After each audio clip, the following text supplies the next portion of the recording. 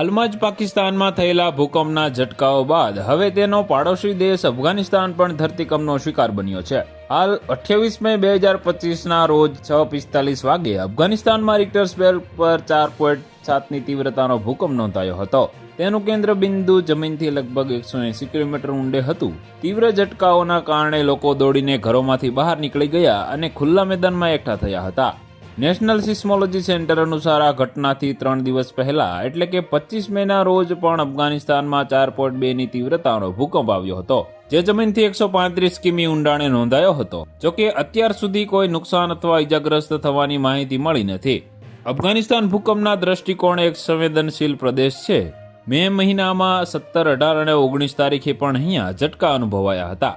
24 મેના રોજ પણ અહીં 4.5ની તીવ્રતાનો ભૂકંપ નોંધાયો હતો, જેનું કેન્દ્ર બિંદુ 120 કિલોમીટર ઊંડે હતું।